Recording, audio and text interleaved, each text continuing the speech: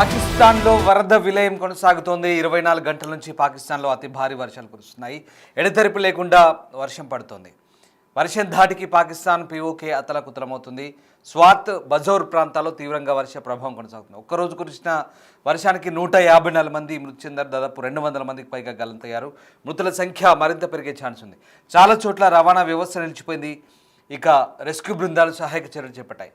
ఖైబర్ పఖ్తుంఖ్వా ప్రాంతంలో కొండ చర్యలు విరిగిపడి అత్యధికంగా మరణాలు సంభవించాయి. ఇటీవల వరదలకు 325 మందికి పైగా పాకిస్తాన్లో మృతి చెందారు. తాజాగా జరిగిన వరద 150 మందికి పైగా మృతి చెందిన దుస్థితి కనబడుతుంది. పాకిస్తాన్లో వరదలకు సంబంధించిన దృశ్యాలు మనం చూస్తున్నాం. భారీ వరదల కారణంగా ఒక్కసారిగా పాకిస్తాన్లో పరిస్థితులు మారిపోయాయి. చాలా ప్రాంతాల్లో భారీ వర్షాలు విధ్వంసం సృష్టించాయి. గత 2 రోజులకు కురుస్తున్న కుండపోత వర్షాల కారణంగా ఒక్కసారిగా వరదలు, కొండచెరలు విరిగిపడంతో ఇప్పటికే చాలామంది మరణించారు. అలాగే చాలామంది వరదల్లో కొట్టుకుపోయారు. మరోవైపు రోడ్లు తెగిపోవడం, వంతెనలు కొట్టుకుపోవడం, నదుల నీటి మట్టం పెరగడం వల్ల చాలా ప్రాంతాల్లో పరిస్థితి తీవ్రంగా మారింది.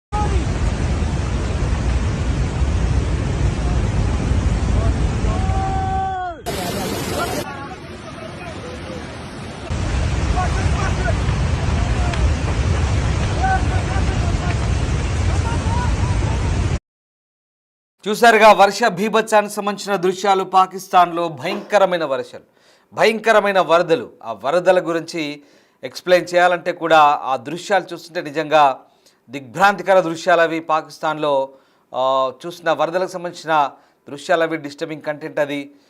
పాకిస్తాన్లో భారీ వర్షాల బీభత్సానికి సంబంధించిన దృశ్యాలు చూస్తున్నాం. ఖైబర్ పఖ్తుంఖ్వా ప్రావిన్స్లోని లోయర్ దిర్ అలాగే బజౌర్, అటోబాబాద్ జిల్లాలు అత్యధికంగా దెబ్బతిన్నాయి.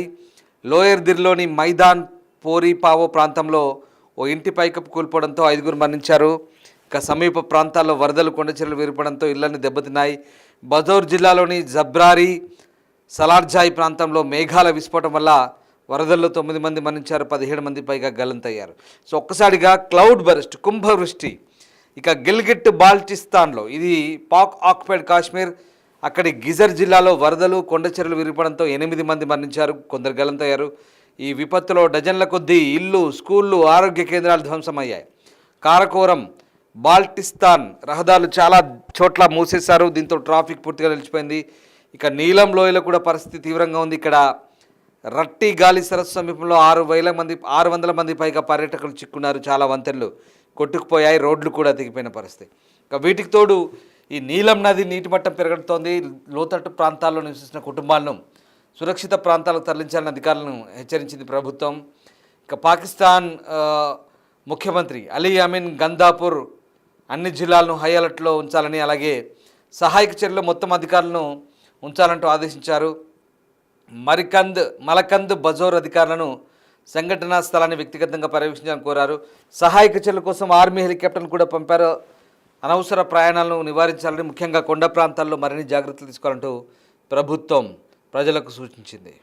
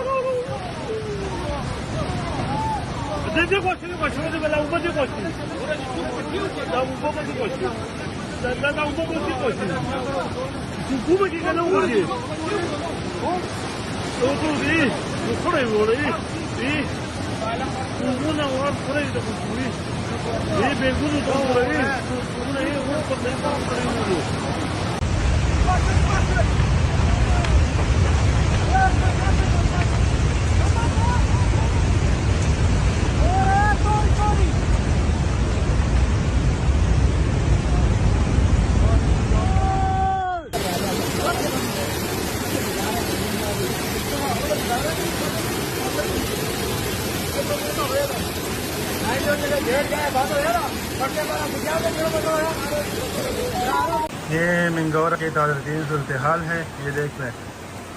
और डांस स्कूल तक पानी पहुंच चुका है। और ये जो 24 గంటల్లో ఉత్తర వాయువ్య పాకిస్తాన్లో భారీ వర్షాల కారణంగా వచ్చిన ఆకస్మిక వరదల్లో దాదాపు 100 మందికి పైగా మరణించినట్టుగా అధికారులు చెప్తున్నారు. మనెహ్రా జిల్లాలోని సిరాన్ లోయలో ఆకస్మిక వరదలతో కొండచెరువులు విరిగిపడ్డాయి.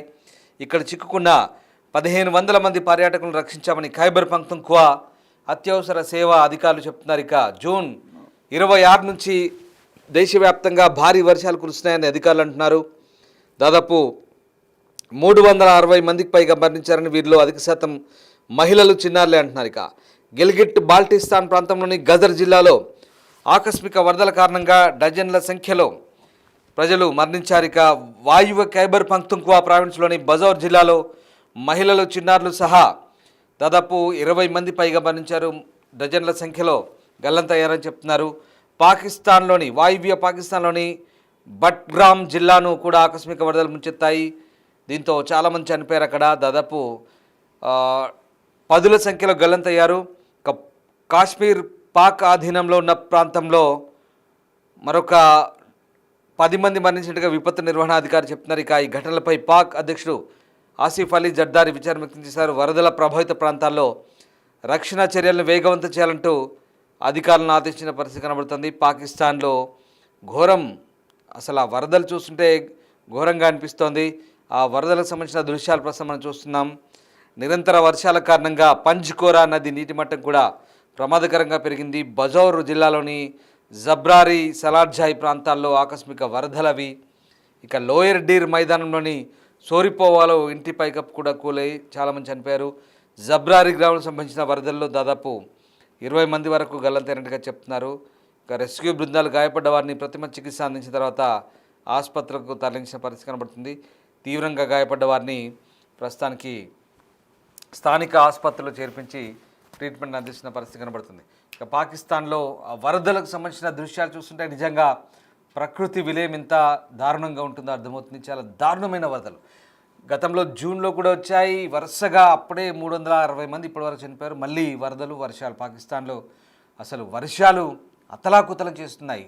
కంప్లీట్ ఉత్తర వాయువ్య పాకిస్తాన్ మొత్తం కూడా ఖైబర్ పఖ్తూన్ఖ్వా మొదలుకొని ఆ నీళ్లు, వరద, జనాలు అసలు విలవిల్లాడిపోతున్నారు. బతకడం కూడా ఇబ్బంది అవుతున్న పరిస్థితి. ఇంతటి వరద వచ్చినా కూడా పాకిస్తాన్లో మరి జలాలన్నీ ఎక్కడిపోతున్నాయి, ఈ వరద నీరంతా ఎక్కడిపోతుందో తెలియని పరిస్థితి. పైగా సింధు జలాలు కావాలంటూ మళ్ళీ గగ్గోలు పెడతారు, వరుసగా స్టేట్మెంట్ ఇస్తారు. పక్క దేశాలకు వెళ్ళి, విదేశాలకు వెళ్ళి పొరుగు దేశంపై బెదిరింపులు చేస్తారు. కానీ వరదలు వస్తే ఫ్లడ్ మేనేజ్మెంట్ లేదు, లేదా ప్రజలను కాపాడే తెలివి లేదు.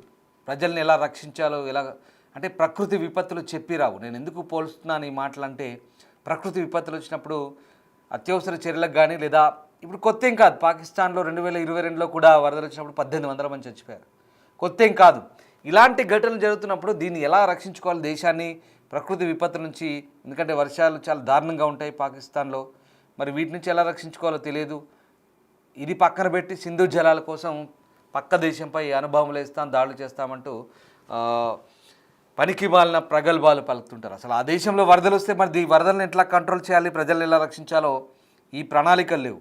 అంటే పక్కా పాలకులకి సరైన అవగాహన లేక, ప్రజలను రక్షించే పరిస్థితులు లేక పట్టణాలు గ్రామాలే కొట్టుకుపోతున్నాయి. సరే, ప్రకృతి వైపరీత్యం, దాన్ని ఎవరు కాదనలేము. ప్రకృతికి ఎదురెళ్తే ఎవరు కూడా దాంతో సాహసం చేయలేని పరిస్థితి. కానీ ఈ వరదల నుంచి ప్రజలను రక్షించాలనే ఒక సిస్టమ్ అంటూ లేదు అక్కడ. అలాంటి పరిస్థితుల్లో పాకిస్తాన్ పాలకులు ఉన్నారనేది నేను చెప్పే ప్రయత్నం మీకు. సో ఓవరాల్గా పాకిస్తాన్లో ప్రస్తుతం ప్రజల్ని అయ్యో పాప మనకు తప్పదు, ఎందుకంటే చాలా దారుణంగా ఉన్నాయి పరిస్థితులు.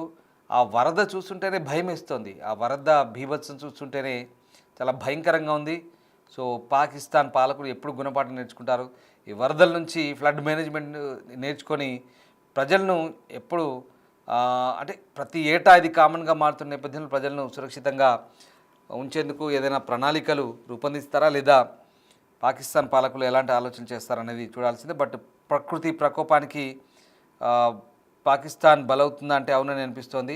పాకిస్తాన్తో పాటు అటు పాక్ ఆక్యుపైడ్ కాశ్మీర్, మన భారత కాశ్మీర్ కూడా భయంకరమైన వరదలతో ఒకసారిగా వరద బీభత్సం కొనసాగుతుంది. మన ఉత్తరాఖండ్లో, హిమాచల్లో, జమ్మూ కాశ్మీర్లో, అలాగే అటు నుంచి కంప్లీట్గా ఇంకా ఆ ప్రాంతం వాయువ్య నైరుతి ప్రాంతం అంతా దక్షిణాసియాలో, సో అటు ఆఫ్ఘనిస్తాన్ వరకు కూడా భారీ వర్షాలు అయితే పడుతున్నాయి. దానికి సంబంధించిన దృశ్యాలు మనం చూస్తున్నాం.